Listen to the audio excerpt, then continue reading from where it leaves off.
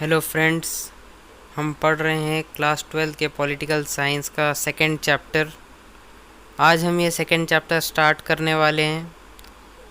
हमारे इस second chapter का नाम है की concepts and issues since 1991 globalisation. इस चैप्टर में हम 1991 से ही ग्लोबलाइजेशन से रिलेटेड जो की कॉन्सेप्ट्स और इश्यूज़ हैं हम उनको डिस्कस करेंगे। ये इस चैप्टर का फर्स्ट वीडियो लेक्चर है, तो चलिए स्टार्ट करते हैं। We have studied the changes that took place in the world after 1991. We read about the changes that took place in Eastern Europe in 1989, the Kuwait crisis of 1990, and the disintegration of the Soviet Union in 1991. It was during the Kuwait crisis that the term New World Order was used to describe the nature of world order. After the disintegration of the Soviet Union, two terms came to be used: post-Soviet world order and post-Cold War era. All these three terms focused on the political and security situation that evolved after 1991. In the early 1990s, another term started to be used. The term was globalization. Unlike the other terms, the term globalization was broader based. It included the nature of economic, ideological, political, technological, social, and cultural changes that took place in the world after 1991. Today, we use the term globalization to describe the post-Cold War era.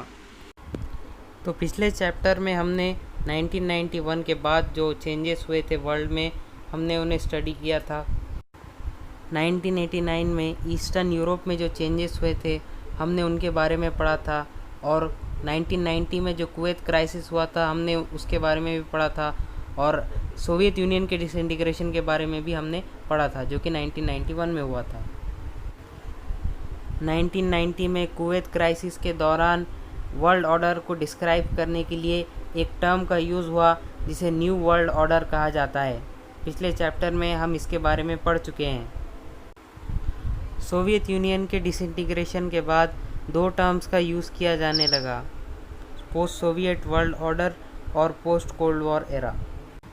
ये तीनों terms का focus मतलब कि new world order, post Soviet world order और post cold war era, इन तीनों terms का main focus 1991 के बाद की पॉलिटिकल और सिक्योरिटी सिचुएशन पर था।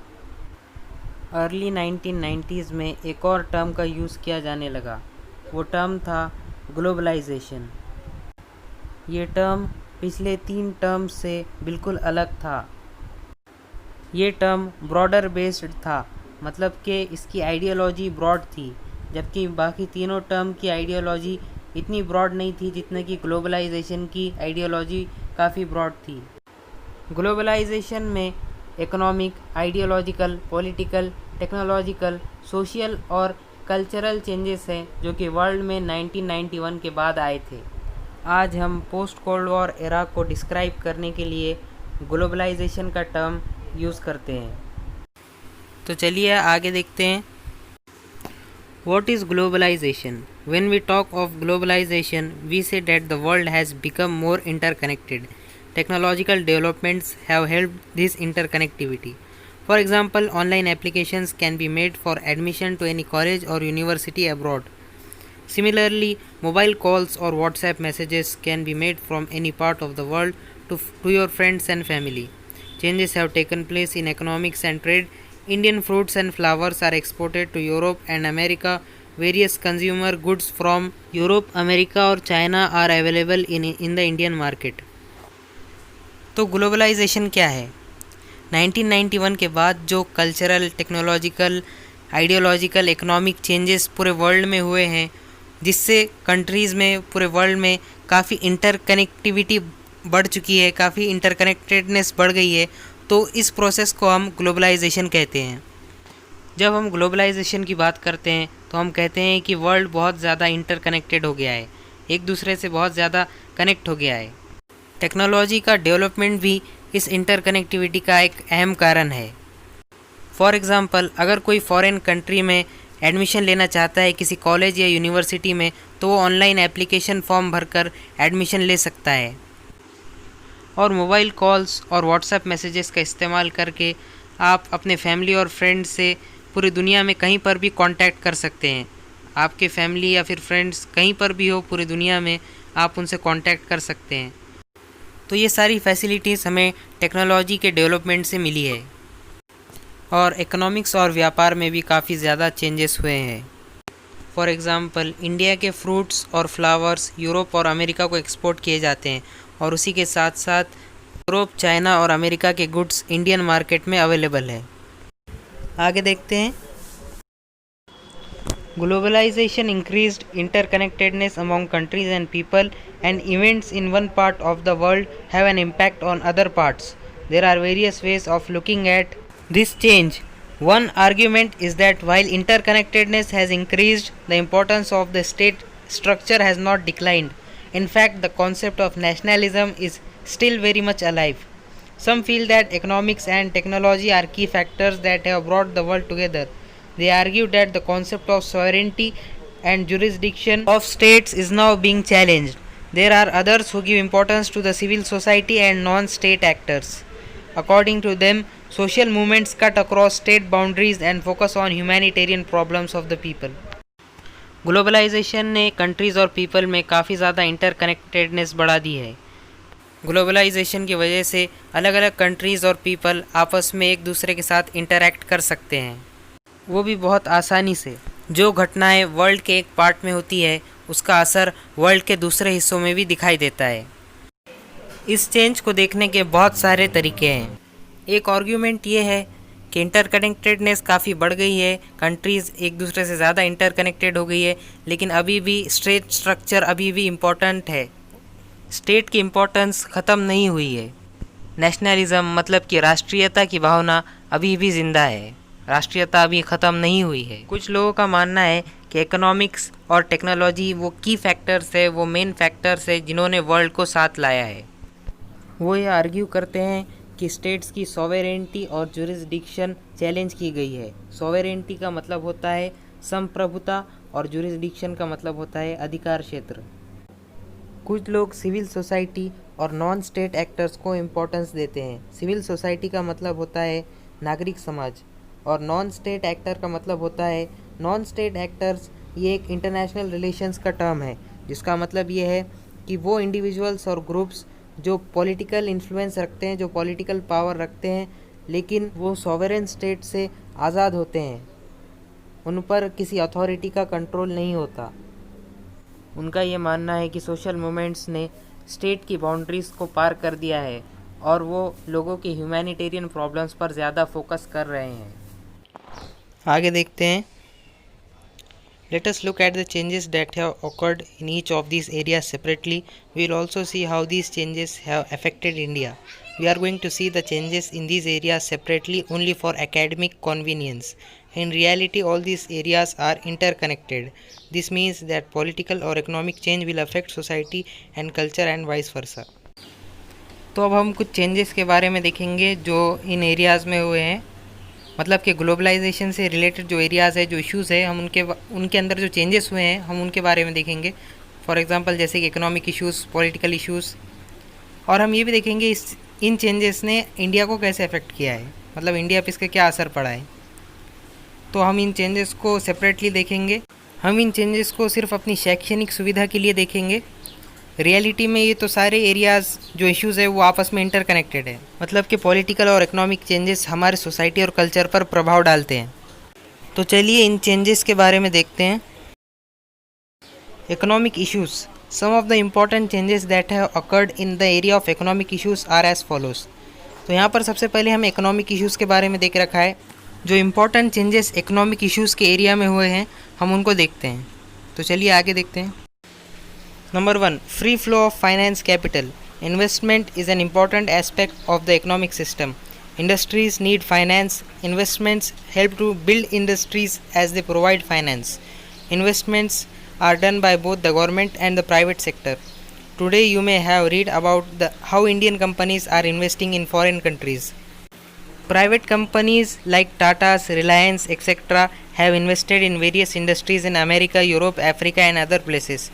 Even government companies like ONGC have made investments abroad. Similarly, a lot of foreign companies are investing in India. Free flow of finance capital economic issues के area में एक बहुत बड़ा चेंज रहा है। Free flow of finance capital मतलब कि वित्त पूंजी का फ्री फ्लो, फाइनेंस कैपिटल को वित्त पूंजी कहते हैं। इन्वेस्टमेंट इकोनॉमिक सिस्टम का एक इम्पॉर्टेंट एस्पेक्ट होता है। इंडस्ट्रीज़ को फाइनेंस की ज़रूरत होती है। इन्वेस्टमेंट्स इंडस्ट्रीज़ को बिल्ड करने में हेल्प करते हैं क्योंकि वो फाइनेंस प्रोवाइड करते हैं। बिना फाइनेंस के कोई भी इंडस्ट्री खड़ी नहीं की जा सकती, तो इन्वेस्टमेंट इंडस्ट्रीज़ को बिल्ड करने के लिए बहुत इम्पॉर्टेंट है। गवर्नमेंट सेक्टर और प्राइवेट सेक्टर दोनों इन्वेस्टमेंट्स करते हैं। बहुत सारी इंडियन कंपनीज़ फॉरेन कंट्रीज़ में इन्वेस्ट कर रही है। प्राइवेट कंपनीज़ जैसे कि टाटा, रिलायंस ने अमेरिका, यूरोप, अफ्रीका और दूसरे बहुत सारे जगह के इंडस्ट्रीज़ में इन्वेस्ट किया है। यहाँ तक कि गवर्नमेंट कंपनीज़ जैसे कि ONGC ने फॉरेन कंट्री में इन्वेस्ट किया है और इसी के साथ बहुत सारी फॉरेन कंपनीज़ भी इंडिया में इन्वेस्ट कर रही है। तो चलिए आगे देखते हैं। These investments take place in both infrastructural sector and consumer sector. Foreign companies have invested in building airports, nuclear power plants, etc. in India. They have also invested in consumer food chains like McDonald's, Burger King, Pizza Hut, etc. तो investments दोनों sector में हुए हैं, infrastructural sector में भी और consumer sector में भी। फॉरेन कंपनीज़ ने इंडिया में इन्वेस्ट किया है एयरपोर्ट बिल्डिंग में और न्यूक्लियर पावर प्लांट बिल्डिंग में, जो कि ये इंफ्रास्ट्रक्चरल सेक्टर का इन्वेस्टमेंट है। फॉरेन कंपनीज़ ने कंज्यूमर सेक्टर में भी काफ़ी इन्वेस्ट किया है। फॉर एग्ज़ाम्पल इंडिया में फॉरेन कंपनीज़ ने फूड चेन्स में इन्वेस्ट किया है। For example McDonald's, Burger King, Pizza Hut. चलिए अब आगे देखते हैं। Prior to the 1990s such investments were rare. There used to be several governmental rules that made investments difficult. This has now changed. This change is looked at as free flow of financial capital. This capital flows both ways, from India to foreign countries and from foreign companies into India. 1990s के पहले इस तरह के investments जो भी हमने देखे, जैसे कि इंफ्रास्ट्रक्चरल सेक्टर में इन्वेस्टमेंट्स या फिर कंज्यूमर सेक्टर में इन्वेस्टमेंट्स, इस तरह के इन्वेस्टमेंट्स काफ़ी रेयर थे। बहुत सारे गवर्नमेंटल रूल्स थे जिसकी वजह से इन्वेस्टमेंट्स काफ़ी डिफ़िकल्ट हो जाते थे। लेकिन अब चेंज आ गया है और अब ये बदल गया है और इस चेंज को free flow of financial capital के रूप में देखा जाता है। मतलब कि अब इन्वेस्टमेंट करना बहुत आसान है। पहले बहुत मुश्किल होता था क्योंकि बहुत सारे गवर्नमेंटल रूल्स होते थे, लेकिन अब इन्वेस्टमेंट्स करना बिल्कुल मुश्किल नहीं है, बहुत आसान है। और ये कैपिटल दोनों तरफ फ्लो करता है, इंडिया से फॉरेन कंट्रीज़ और फॉरेन कंपनीज से इंडिया में। तो free flow of financial capital की वजह से इन्वेस्टमेंट्स काफ़ी आसान हो गए हैं। तो चलिए अब हम कुछ एग्जांपल्स देखते हैं। हमारी बुक में कुछ एग्जांपल्स दे के रखे हैं इंडियन इन्वेस्टमेंट्स जो फॉरेन कंट्रीज़ में हुए हैं, उनके एग्जांपल्स देखते हैं। तो यहाँ पर हमें दो एग्जांपल्स दे के रखे हैं। फर्स्ट एग्जांपल है Tatas Jaguar land rover in UK. ये इन्वेस्टमेंट इंडिया ने यूके में किया है। और दूसरा एग्जांपल है ONGC विदेश लिमिटेड वियतनाम। ये इन्वेस्टमेंट इंडिया ने वियतनाम में किया है। फॉरेन कंपनीज़ ने भी इंडिया में इन्वेस्ट किया है। For example Microsoft in India, Microsoft जो कंपनी है उसने इंडिया में इन्वेस्ट किया है। और नेस्ले इन इंडिया, नेस्ले जो फूड प्रोडक्ट्स की कंपनी है उसने भी इंडिया में इन्वेस्ट किया है। तो ये फॉरेन इन्वेस्टमेंट्स हैं जो फॉरेन कंपनीज़ ने जो इन्वेस्ट किया है इंडिया में, ये उनके एग्जांपल्स हैं। चलिए आगे देखते हैं। India is a developing country. It needs financial investment in industry for its development. There are limitations to domestic financial investment in India. Therefore, foreign investment is always welcome. But we must also remember that this investment in the infrastructure sector is more important than that in the consumer sector. Real development will take place with building of communication networks through road, rail, water and air travel. India एक developing country है, इसीलिए India को अपने development के लिए अपनी industries में financial investment की ज़रूरत है। इंडिया में जो फाइनेंशियल इन्वेस्टमेंट है उसकी कुछ लिमिटेशंस है, इसलिए फॉरेन इन्वेस्टमेंट बहुत ज़रूरी है। लेकिन हमें ये भी ध्यान रखना चाहिए कि कंज्यूमर सेक्टर से ज़्यादा इंफ्रास्ट्रक्चर सेक्टर में इन्वेस्टमेंट की ज़रूरत है, क्योंकि रियल डेवलपमेंट तभी होगा जब communication networks, road, rail, water और एयर ट्रैवल के थ्रू बिल्ड होंगे। किसी भी कंट्री का तब तक डेवलपमेंट नहीं हो सकता जब तक कि उसका कम्युनिकेशन नेटवर्क डेवलप ना हो, मतलब कि उसका रोडवेज, रेलवेज, एयरवेज और वाटरवेज का अच्छा खासा डेवलपमेंट होना चाहिए, तभी उसका रियल डेवलपमेंट होगा। तो आज की वीडियो में बस इतना ही। नेक्स्ट वीडियो में हम इकोनॉमिक इश्यूज़ के बारे में, जो चेंजेस हैं जो हमारे बुक में दे के रखे हैं, हम उनके बारे में देखेंगे। अगर आपको आज की इस वीडियो में कुछ समझ में नहीं आया है तो आप मुझे कमेंट सेक्शन में कमेंट करके पूछ सकते हैं। Thank you.